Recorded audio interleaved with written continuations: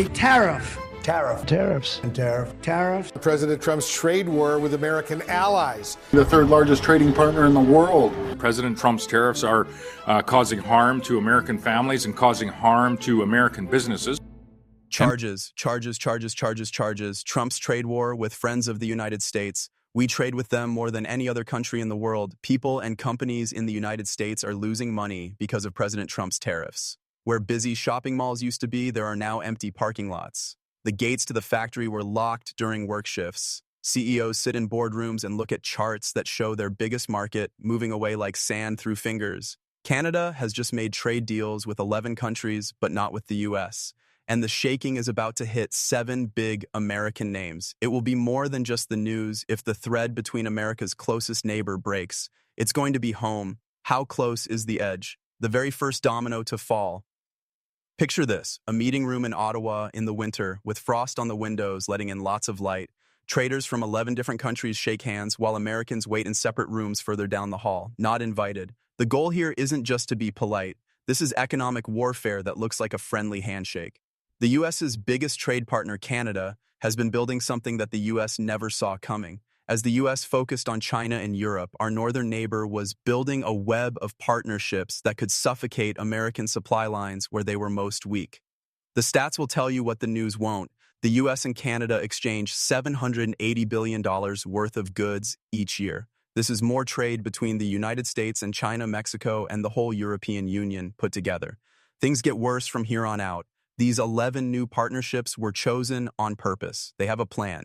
Each one goes after a market segment where American brands have gotten fat and lazy because they thought Canada would always be there and be stable, always came after American interests. Those places, New Zealand, Australia, Singapore, South Korea, Japan, Vietnam, India, Brazil, Norway, Switzerland, and the UK. Do you see something? Everyone has what Canada needs. Everyone wants what Canada has.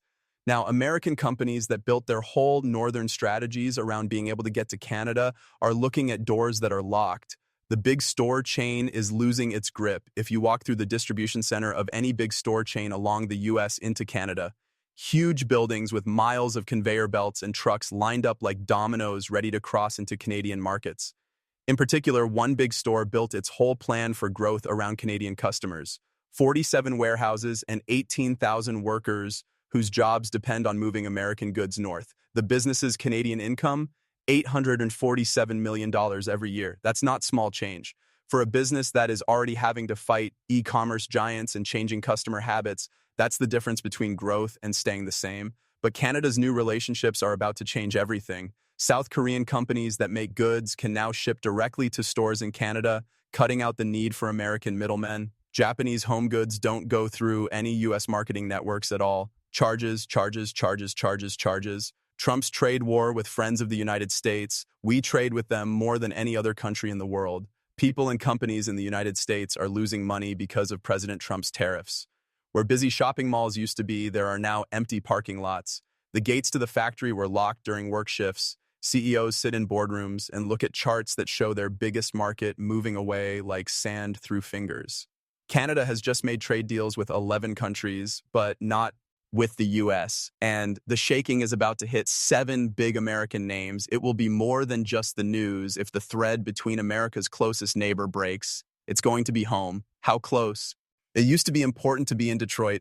The heartbeat of American manufacturing, pounding out cars that took over the world, was the sound of assembly lines and workers pouring through plant gates. One company that makes car parts lives up to that tradition. Their parts are in cars all over North America. Canadian auto plants rely on parts that were carefully designed and manufactured, like how a clock works with springs, $1.2 billion in sales every year in Canada, 38 factories that are set up to meet the needs of Canadians. For just-in-time delivery across the border, supply lines were set up to the hour. Now picture those factory lines stopping all at once. South Korea and Japan are 2 of Canada's new trading partners. These 2 countries make car parts with the same level of precision, but often for less money, and they now have special trade rights that American companies no longer have. The maths is really hard. Canadian automakers can now get brake systems from South Korea for 15% less than they would pay from American suppliers. When engine parts from Japan come in, they go through faster regulatory routes than parts from the United States. But here's the rougher edge. The big company that makes car parts didn't just build factories to sell in Canada. Their whole plan for North America was based on coordinated production. Parts made in Michigan are sent to Ontario to be put together, and then the final systems are sent back to the US. That joining together, things are about to go wrong with it. South Korean companies that make parts are already asking Canadian sites about working together. Japanese companies are visiting mills in Canada to check out the floor space and figure out how far the goods can be shipped. People in the business world talk about the great reshuffling as if it were a fundamental shift of the North American car supply chains, which could cut American companies off from their biggest integrated partner. Last Tuesday, the CEO of Auto Parts Empire called a board meeting out of the blue. Strategic response to disruptions in the Canadian market was the only thing on the table. Analysts of stocks are calling it an existential crisis that looks like a trade conflict. Now, the huge farming company is watching crops go by, waves of amber grain that go all the way to the horizon. Huge combines slash through wheat fields under the endless skies of the plains. Small towns are surrounded by grain elevators that stand tall like steel temples. This is what American farming looks like. Moving food north has become a huge business for one farming giant. Every year, Canada buys $2.3 billion worth of farm goods from the United States. Processed foods, corn, wheat, and peanuts, a river of farmland wealth that flows through the 49th line. The huge farming company controls 31% of that flow. On the northern border, their grain outlets are spread out. Their manufacturing plants turn American crops into goods that Canadian families need. But Canada's new agreements are going to slow that river down. Two agricultural giants, Australia and Brazil, can now get to Canadian markets more easily. Their wheat goes up against American corn right away.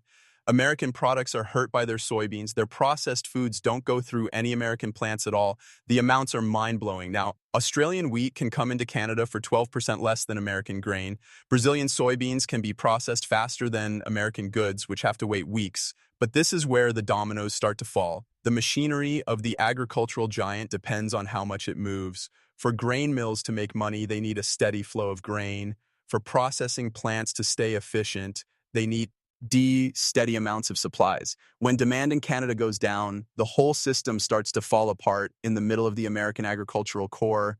Farmers in North Dakota, Minnesota, and Montana, where 40 to 60% of their farm export income comes from Canada, are seeing commodity prices drop as their biggest market looks for other options. In small towns that rely on processing agricultural products, the biggest employers are figuring out if their plants can still stay open now that demand in Canada is falling. In its quarterly report, the agricultural giant hit a terrible prediction in a lot of technical terms.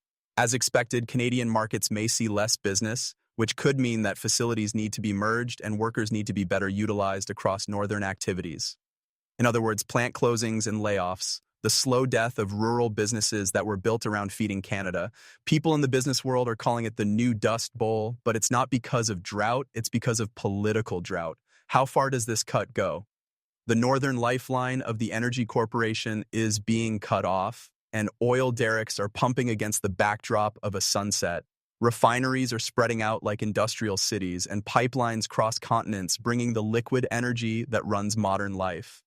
For decades, energy independence has been a political rallying cry in the United States. But one energy company built its power using a different plan, relying on Canada for energy. The businesses in Canada bring in $3.4 billion every year. Their pipes bring oil from Canada to refineries in the United States. Their factories take natural gas from Canada and turn it into goods that heat homes in the United States. It looked like a great couple. Canada had things it needed. America had the ability to perfect things and the networks to distribute them. That marriage will end in divorce court. Norway, a country that exports energy like Canada, and the UK, a country that gives Seed Energy Technologies and different distribution networks are two of Canada's new partners. But the real threat comes from Australia, which you might not expect. Australian energy companies are giving partnership, which is something American companies have never thought of. Instead of being dependent, American energy companies took resources from Canada to process them in American plants. Now, Australian companies want to work with Canadian companies to create joint ventures that would keep handling of added value in Canada while giving them access to Asian energy markets. The numbers are terrible for the American energy giant. Canadian crude oil that used to flow south through their pipes is now going to refineries that were built with money from Australia. The same natural gas that drove American factories is now helping Canadian businesses grow with Norwegian technology. Projections made by the company itself paint a very dark picture. Over the course of 18 months, Canadian crude supply decreased by about 34%. The refinery's potential utilization is falling to 67% of its ideal level. Revenue shortfalls in the pipeline mean that urgent capital reform is needed. The second wave comes next. The energy company's whole pricing strategy based on how stable the Canadian supply was. Their refineries can't compete with plants that have secured other supply lines if they can't be sure they will have access to Canadian resources. Since Canada made its trade announcements, stock prices have gone down 15%. People who study the energy market are calling it the start of the North American energy market becoming more fragmented. In a statement, the CEO tried to sound sure of himself. We are still hopeful about the chances of forming long-term partnerships with all of our North American friends. People who work in the industry saw it differently. They saw DSP Eration posed as diplomacy. In what place does the blood stop? The tech company lost its information. Highway, California's Silicon Valley shines in the sun. Server farms are where all the digital. One tech company's success in North America was based on a simple idea. Data moves like water, always looking for the best way to get from one place to another. That road went through Canada for 20 years. The company's data centers in Canada perform 847 million transactions every day. Under deals that seemed as solid as mountains, their server farms handle Canadian government, healthcare, and banking data. $1.8 billion in annual sales from businesses in Canada. There are 12 data centers and 8,000 workers whose job it is to manage the digital infrastructure that links Canada to the rest of the world. However, Canada's new relationships are making new roads for that data. Singapore and South Korea can handle data more quickly and more efficiently for Asian markets. Switzerland has business data security that is just as good as what American companies can offer. The UK brings AI technologies to Canada that help Canadian innovation in ways that American companies have never thought of. What really shocked me was when I read the mechanical details. Canada is building new data lines that go across the Pacific Ocean and don't connect to any American networks.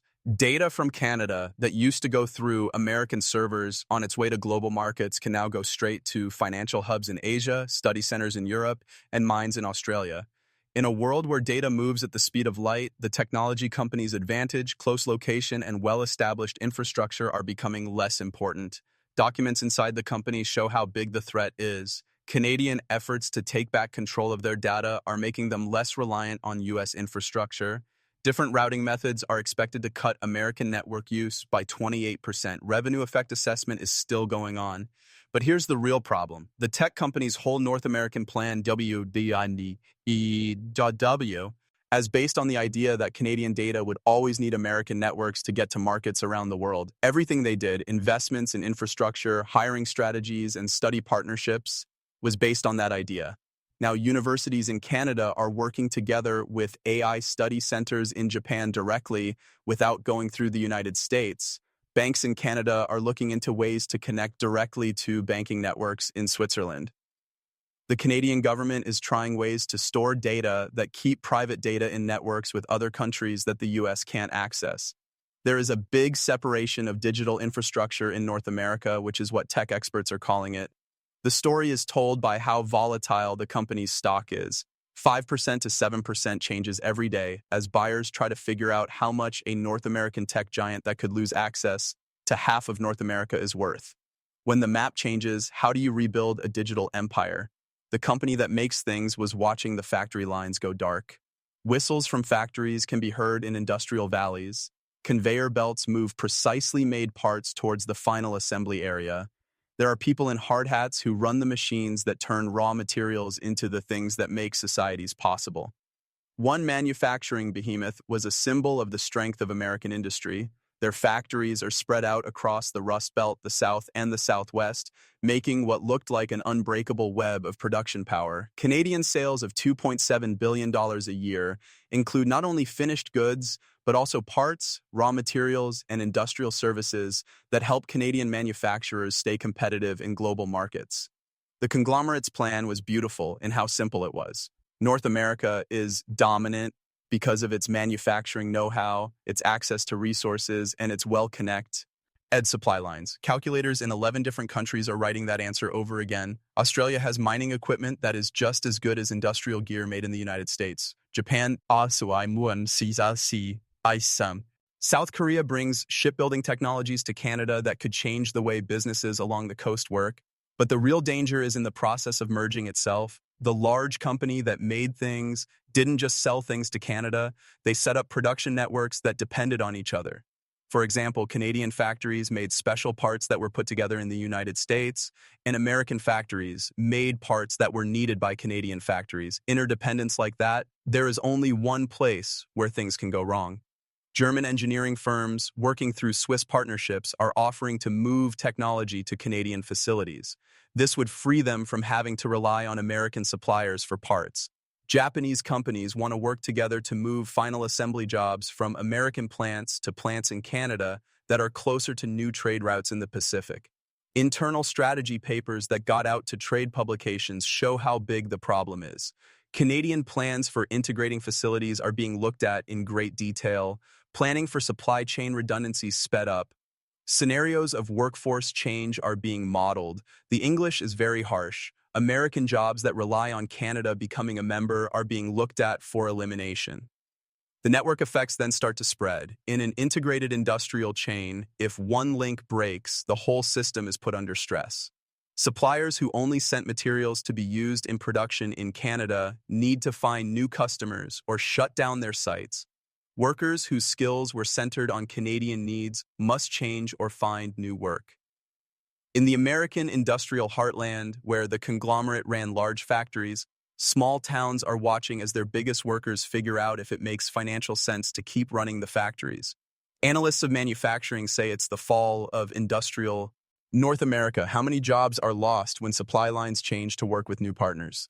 Segment 8, brand number 7, the big bank that is losing its northern stores. Trading floors that are buzzing with electronic energy, glass towers that reach up to cloudy skies, and banks that hold billions of dollars worth of assets that move between countries like digital rivers of wealth.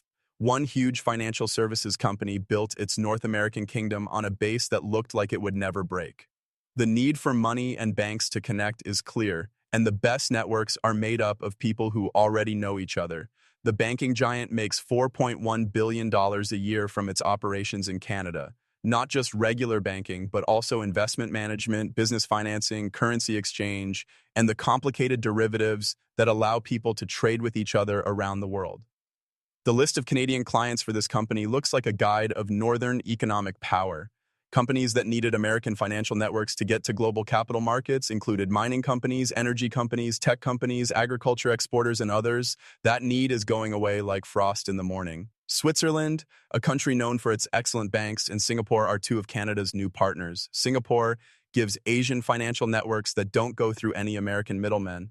But the big surprise comes from somewhere you wouldn't expect. The UK's post-departure banking sector, eager to form new partnerships and provide banking services that are directly competitive with those offered in the United States. Now, Canadian mining companies can directly reach London's metal markets without going through American banks. Companies that deal with energy can do business in Asian markets through partnerships in Singapore that have better terms than American banking networks. The maths is very hard for the banking giant. 23% of their foreign revenue comes from business clients in Canada. It's not just lost money when you lose that customer group. It means the number of Canadian clients who stay with the business is going down because other financial networks are becoming more competitive. Volumes of currency exchanges are going down 19% from one quarter to the next. Assets managed by investment managers are being looked at by big clients. But this is where the dominoes really start to fall. The big bank's North American plan was based on the idea that Canadian companies would always need American banks to get into global markets. Everything they did, hiring people, investing in technology, and following the rules, was based on that idea.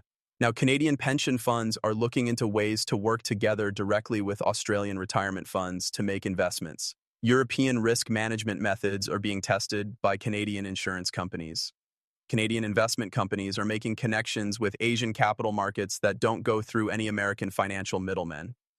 Some people who work in banking are calling it the balkanization of North American finance. The performance of the company's stock, which has dropped 14% since Canada's partnership news, tells the story in numbers. However, the stock's volatility suggests that investors aren't sure how much the company could lose. In their comments, CEOs stress their belief in the long-term integration of North American economies. But people who work in the business say that more money is being spent on lobbying to keep important relationships in the financial infrastructure. This means fear that looks like public relations. When your clients tell you they don't need you anymore, how do you rebuild your business empire? The problem that happens when a lot of dominoes fall at once. Think of a North American map that is lit up like a circuit board. Trade routes shine like arteries and carry the commerce of the land. Integrated economies make CPE. Lee lines beat to the beat of the economy. Now watch as the lights start to flicker and go out. It's not just 7 American brands losing market share in Canada. It took 70 years to build economic unity, and now it is being taken apart piece by piece. When the big store chain merges its distribution centers, those buildings don't just go away. They take jobs in warehouses, on building sites, and in trucks. Businesses in the area that fed workers have shut down. Gas shops that filled up delivery trucks are making less money. When a company that makes car parts loses contracts in Canada, it affects everyone in the automotive supply chain. Orders for steel in Pennsylvania are going down. Rubber makers in Ohio figure out when their factories will have to close. Electronics companies in Texas are seeing their biggest contracts go away. The mathematics model is both beautiful and cruel at the same time. Through multiplying effects, the American economy loses about $2.40 for every dollar lost in direct sales to Canada. You've lost $11.2 billion just because of these 7 brands. But what about the real business effects? According to conservative estimates, the economy is at risk for $26.9 billion. The second-order consequences start to speed up after that. Communities in the United States that built their identities around trade with Canada are now facing existential problems. Border towns that relied on cross-border trade for 60% of their income are seeing their economies fall apart. Grand Forks, North Dakota, Bellingham, Washington, Calais, Maine, and Buffalo, New York are all examples of places whose economies have grown around being access points to Canadian markets. What will happen to the communities whose lives were built around keeping those gates open when they close? Canadian trade operations were financed by local banks that specialized in owing so. Insurance companies that knew how to handle risks that span borders. Logistics companies that mastered the skill of handling 2 sets of rules. Their knowledge is no longer useful overnight. People who work in sales and built their jobs on building relationships with Canadians are seeing their client list go away. Engineers who made tools for integrated production in North America find that no one wants to buy what they know. These aren't just lost jobs. These are the end of careers. These are towns that are seeing their reason for existing go away like smoke in the winter wind. People who study labor say it's the great displacement of North American unity. How do you teach a whole workforce new skills for a job market that doesn't exist anymore? Part 10. The Board of Geopolitics. Who gains from the U.S.'s loss? There are world maps on meeting tables in every capital city from Canberra to Tokyo. Trade officials are figuring out the pros and cons. There are economic strategists who move pieces around on a board that has countries turned into game squares. The 11 new partnerships that Canada has made were not picked at chance. Each is a well-thought-out move in a bigger game where the U.S.'s economic dominance is being carefully questioned. Australia can get to riches in North America without going through the United States. Japan gets energy sources that don't go through American-run distribution networks. South Korea enters car markets that were previously dominated by the Union of the United States and Canada. But the countries that never signed any partnerships might be the ones who really won. China, watching as the economic unity of North America breaks down from the sidelines. Russia is watching as energy agreements that didn't include them fall apart from the inside. European Union countries figuring out how partnerships between Canada and different EU members might open up trade possibilities on the whole continent. The effects on geopolitics go far beyond business. When business partnerships change, so do security agreements. ANZUS alliances between countries change when trade lines do. When North American economies start to diverge, NATO policies that were based on North America staying together may not work as well. When continental economies break up, NORAD deals meant to protect the continents get complicated. The quiet restructuring of Western alliance economics is what intelligence experts are calling it. But here's the bigger threat to strategy. The United States has always had more of an impact on the world when its economies are linked to those of its allies. When those friends find out they can do well without American help, the foundation of American leadership in the world starts to fall apart. Canada's relationships with 11 other countries set examples that other American friends could follow. What's stopping Mexico from trying similar tactics? If Canada can build wealth through a variety of partnerships that make the United States less dependent on them, what is stopping European partners from relying less on American financial networks? The domino effects are felt all over the world, not just in North America. Brazilian agricultural exports used to have to fight with American goods in the Canadian market, but now they get to go there first. Indian tech companies that were competing with American companies for contracts in Canada now have regulatory benefits. Norwegian energy companies used to have a hard time competing with American companies, but now they have government support that American companies don't have. The multipolar realignment of resource lines is what trade experts call it. It used to be that all big trade went through American networks, which were called hubs and spokes. Now, nations are connecting directly with each other through meshed networks, which are replacing hubs and spokes. The question isn't if this shift will keep going. The question is how quickly it speeds up. Part 11, the time is running out, fall timeline. In January 2025, Canada announced a preliminary plan for partnerships with 11 countries, the American stock.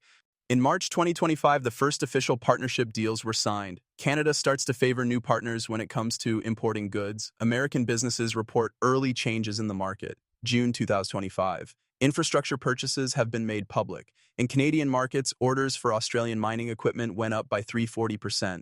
The United States exports of industrial machines fell 18%. September 2025. Changes to the supply chain happen faster. Asian partners are now being used by Canadian factories to get important parts. A lot of orders worth $847 million are lost by American suppliers. December 2025. Full applications of partnerships start. Canada's energy imports from Norway go up by 67%. The United States energy flows to Canada are at their lowest level since 1987. But this schedule is based on the idea that things will change slowly. What if the speeding up keeps going? Financial models show a situation called a tipping point, where slow changes quickly turn into crashes. When Canadian companies find that non-American companies offer better terms, the costs of moving are very low, and benefits over competitors grow quickly. In the same way, economic scholars point to similar turning points. Britain's loss of trade power at the start of the 20th century, the fall of the Soviet Union's economic union in the 1990s, restructuring of trade ties in Europe after World War II. In all of these cases, changes that seemed to be happening slowly sped up so quickly that no one could stop or reverse them.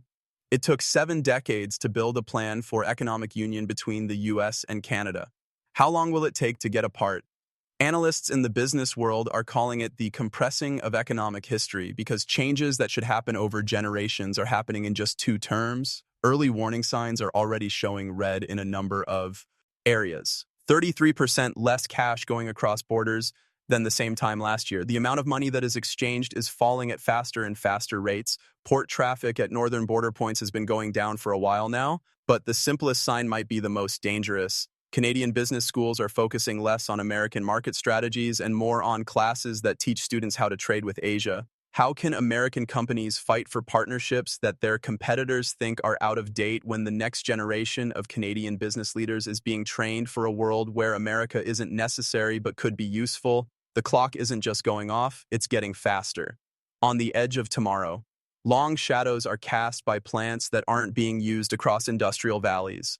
Executives at a company look at maps that don't work with their new business plans at the offices. People who work at plants are thinking if they'll still have jobs tomorrow as they walk through the gates. This is America that 7 big brands are getting to know. An America where being close doesn't always mean getting things first. In these cases, past partnerships can't beat better offers. Where having a Canadian neighbor doesn't mean you'll always be Canada's first choice for a partner. For 7 decades, North American businesses have been tied together by a thread that is pulling apart. Not breaking in a big way, but slowly, steadily, and ultimately falling apart. The weave gets weaker with each lost deal. Each different kind of relationship sets a standard for the next one.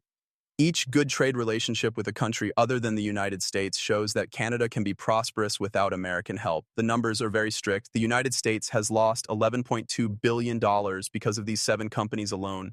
The total effect on the economy, BOA, is $26.9 billion. A lot of jobs in the United States are in danger. Whole villages are facing obsolescence.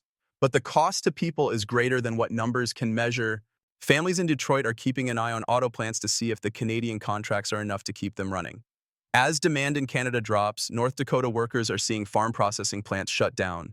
Workers in Texas are finding that their knowledge of the energy markets in Canada can't be used anywhere else. These aren't just numbers about the economy. These are American dreams meeting a new world where being the best neighbor doesn't always mean you'll be picked as a partner. In American boardrooms and workplace break rooms, the question that everyone is wondering is not whether this trend will continue. It's about how fast it speeds up and how far it goes. If Canada can get rich through agreements that make the US less dependent on it, what's stopping other allies from doing the same? What is stopping Mexico from looking into similar tactics for diversification? What stops friends in Europe from relying less on American networks? The world economy is like a line of dominoes. That was Canada's first push. How near the edge are we? Because it's not just a political failure for the United States to lose its closest neighbor. It's not just a change in the economy. What it means to be an American leader in a world where being American isn't enough has changed from one generation to the next. The thread is coming apart. The question is whether anyone can pull it off of the edge. What will happen to the America that 7 big brands stand for if it does break? What will happen to the workers whose lives were built around ties that no longer exist? What do you do with groups whose purpose has been found to be no longer necessary? The edge is almost there, but no one wants to accept it. What are we ready to risk getting too close to find out what's on the other side?